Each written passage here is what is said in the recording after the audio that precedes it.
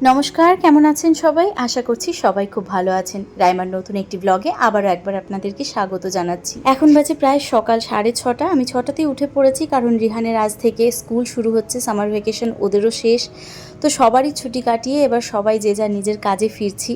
কাল রাতে আমি একটুখানি ভেজিটেবলস কেটে রেখে দিয়েছিলাম, কারণ ওদের এখন রুটিন দিয়ে দিয়েছি কোন দিন কী খাবার নিয়ে যেতে হবে, তো সেই হিসেবেই খাবার দিতে হচ্ছে। আজকে একটু ভেজিটেবল দিয়ে ওকে উপমা বানিয়ে দিচ্ছি। তো আজকে ভাবছি নিজের কাজগুলো করতে করতে কিছু দরকারি টিপস আপনাদের সাথে শেয়ার করব।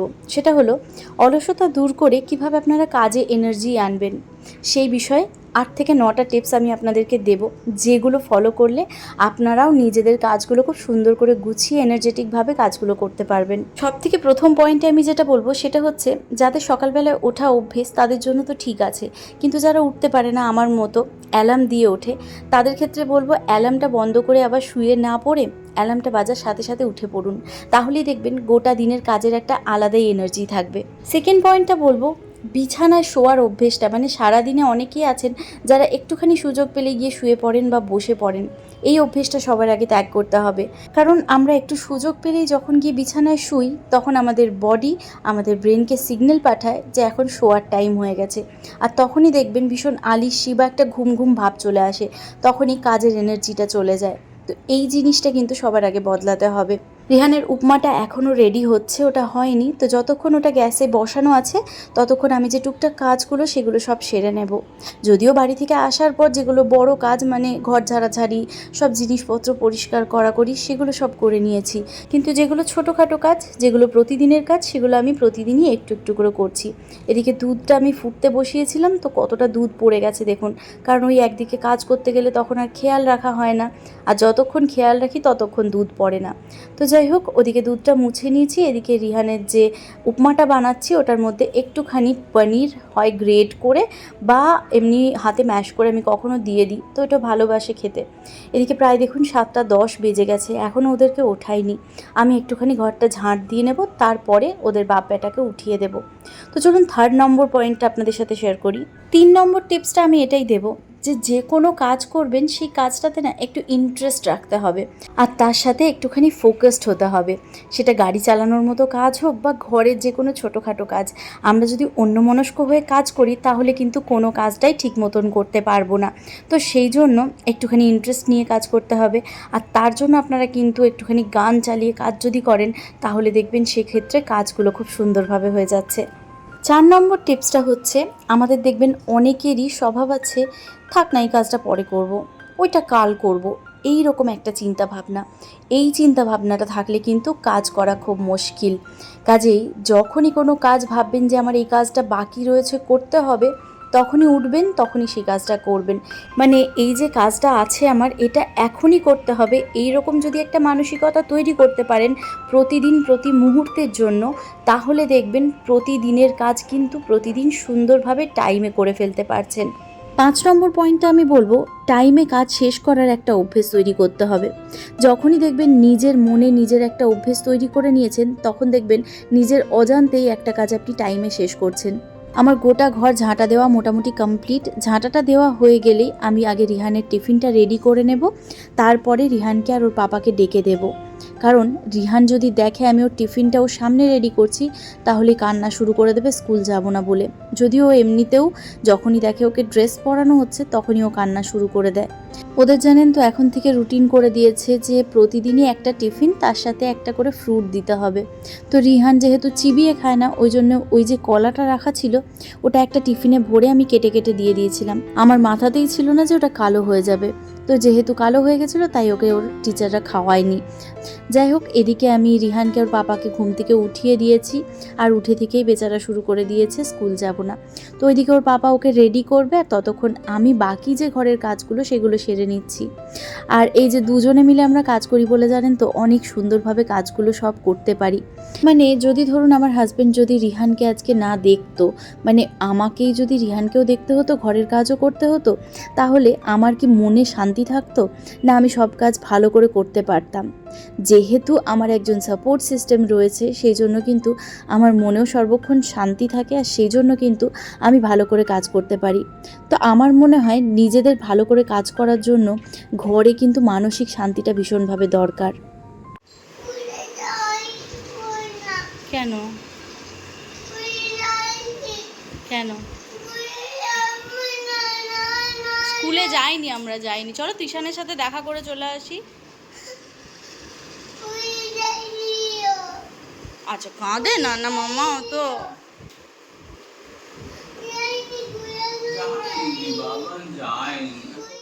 দেখেছেন রিহান কিভাবে কান্নাকাটি করছে, মানে আমি যেটুকু আপনাদেরকে দেখালাম সেটা খুব কম, ও প্রচণ্ড পরিমাণে কান্নাকাটি করছে, সেজন্য না মুড একদম অফ হয়ে থাকছে।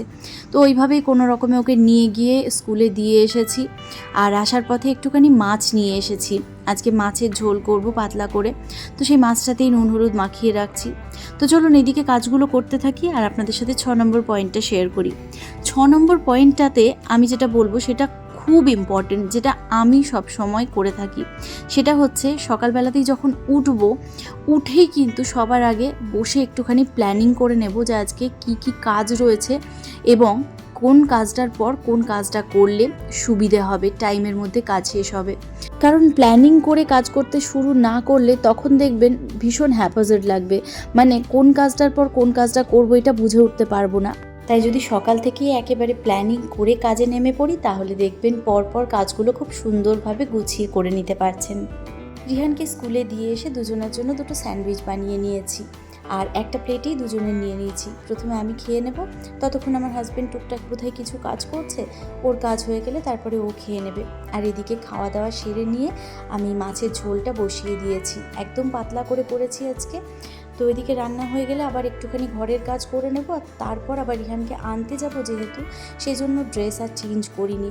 মানে এই গরমে না বারবার করে চেঞ্জ করতে ইচ্ছে করছে না, একটা জামা কাপড় পরলে তখন সেটা সাথে সাথে ভিজে যাচ্ছে, তো সেটাকে একবার কাচতে হচ্ছে, আবার যদি চেঞ্জ করি আবার একটা জামা কাপড় কাচতে হবে। আর ফ্ল্যাট তো বুঝতেই পারছেন জায়গা প্রচণ্ড কম, তাই একগুচ্ছ জামা কাপড় কাচলে মেলার ভীষণ সমস্যা হয়ে যায়। তো যাই হোক এদিকে ডাস্টিং করে নিচ্ছি একটু, বড় বড় কাজগুলো যেহেতু এই দুদিনে করে নিয়েছি তাই বড় বড় কাজ কিছু নেই, শুধুমাত্র এই টুকটাক ডাস্টিংগুলোই রয়েছে। তো এই জায়গাটা গুছিয়ে নিতে নিতে আপনাদের সাথে 7 নম্বর টিপসটাও শেয়ার করে দিচ্ছি। 7 নম্বর টিপসটাতে আমি বলবো নিজের চারপাশে এবং নিজের মধ্যে পজিটিভ একটা এনার্জি সবসময় রাখতে হবে, পজিটিভ একটা অ্যাটিটিউড রাখতে হবে। মানে অযথা কারোর সাথে চিৎকার চেঁচামেচি ঝগড়া করতে যাবেন না, বা আশেপাশে কারোর সাথে কোনো ছোটোখাটো কথা নিয়ে নিজের এনার্জি ওয়েস্ট করবেন না। সবসময় চেষ্টা করবেন নিজের জন্য কিছু করার, নিজেকে টাইম দেওয়ার, তাহলে দেখবেন নিজের প্রতি নিজের একটা ভালোবাসা তৈরি হবে, আর সেখান থেকেই কিন্তু নিজের কাজের প্রতিও ভালোবাসা তৈরি হবে। এই পয়েন্টটা ফলো করলে দেখবেন নিজের প্রতিটা কাজেই কিন্তু এনার্জি ফিল করতে পারছেন। এবার চলে যাব 8 নম্বর টিপসটাতে, কারণ 8 নম্বর টিপসটা কিন্তু ভীষণ ইম্পর্টেন্ট, আর এটা ভালো করে ফলো না করলে কিন্তু আমরা কোনো কাজেই এনার্জি পাবো না, এক সময় আমাদের শরীর খারাপ হয়ে যাবে। সেটা হচ্ছে ঠিক করে খাওয়া দাওয়া করা, খাওয়া দাওয়া জল সব কিছু, আর তার সাথে হচ্ছে টাইম মেনটেন করে খাওয়া দাওয়া। আমরা যদি টাইম মেনটেন করে খাওয়া দাওয়া করি এবং তার সাথে আমাদের যতটুকু ঘুম দরকার ততটুকু যদি আমরা শরীরকে দিই, তাহলে দেখবেন এমনিতেই আমাদের গোটা দিন যে অলসতা থাকে সেটা থাকবে না, তার সাথে প্রতিটা কাজ কিন্তু আমরা এনার্জি নিয়ে করতে পারবো। আপনাদের সাথে গল্প করতে করতে মাঝখানে রিহানকে গিয়ে নিয়ে চলে এসেছি স্কুল থেকে, এসে ওকে স্নান করিয়ে খাইয়ে একদম ঘুম পাড়িয়ে দিয়েছি। আর আমার হাজব্যান্ডও একটুখানি শুয়েছে, তো আমি কিন্তু শুইনি, আমি দুপুরবেলায় ওকে ঘুম পাড়িয়ে দিয়ে নিজে উঠে পড়েছি, কারণ আমার নিজের কাজের তাড়া রয়েছে। তো কিছু কাজ বাকি ছিল সেগুলোই দুপুরবেলার টাইমটাতেই আমি সেরে নিই প্রতিদিন। আর যদি কোনো দিন একদমই কোনো কাজ না থাকে সেদিন একটুখানি রেস্ট করি। আমার কাজগুলো সারতে সারতে আপনাদের সাথে 9 নম্বর টিপসটাও শেয়ার করে দিচ্ছি। সেটা হচ্ছে আমরা যে কাজ করতে চাইছি না বা শুয়ে বসে কাটাচ্ছি, এটা যে সবসময় আমাদের ইচ্ছের উপর ডিপেন্ড করে সেটাও কিন্তু নয়, কিছুটা হরমোনাল ব্যাপারও থাকে। আমরা যখন কোনো প্লেজারেবল কাজ করি বা যখন কোনো খুশি হওয়ার মতো নিজেরা কাজ করি, তখন আমাদের শরীরের ভেতরে কিন্তু একটা ডোপামিন বলে হরমোন রিলিজ করে। তো আমরা যখন ঘরের কাজ করি তখন অবভিয়াসলি প্রতিদিন একই কাজ, সেখানে প্রেজারেবলের কোনো ব্যাপার নেই। কিন্তু যদি আমরা যে কাজটা করছি সেটাকে প্রেজারেবল বানাই, মানে সেই কাজটার থেকে নিজেরা প্লেজার অনুভব করি, নিজেরা মনে করি ওয়াও এটা তো দারুণ কাজ করেছি আমি, আর আমি এটা এইভাবে করতে পেরেছি, মানে আমি নিজেকে যদি মনে করি যে আমি এই কাজটা করে স্যাটিসফাইড, তাহলে আমাদের ওই হরমোনটা রিলিজ করবে।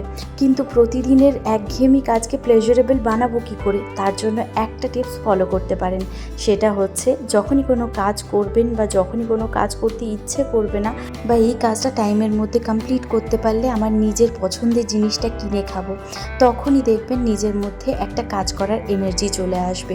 তো এইভাবে ফলো করলে কিন্তু আমরা অলসতা কাটিয়ে এনার্জি নিয়ে যে কোনো কাজ কমপ্লিট করতে পারবো।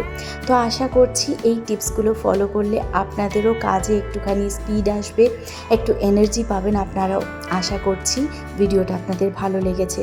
ভালো লাগলে একটা লাইক করে দেবেন, আর আমার চ্যানেলে নতুন হলে চ্যানেলটা সাবস্ক্রাইব করে দেবেন। দেখা হচ্ছে আপনাদের সাথে পরের ভিডিওতে। ভালো থাকবেন, টাটা।